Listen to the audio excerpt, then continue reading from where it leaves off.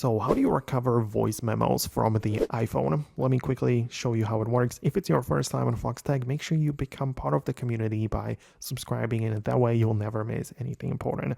So of course you can go to your voice memos, and when you swipe left on the recording or when you click on the trash can, it will be deleted sort of, and you have still some period to retrieve it back. You can do it by going to the voice memos and all of the folders with the back arrow in at the top left, and you can locate the recently deleted folder. So in there, all you can do is to either permanently delete it, and that way you'll never be able to recover it anymore, or you click on recover and it will be moved to the main folder of your recordings, and it's going to be fine. So that's how you're going to do this. That's pretty simple.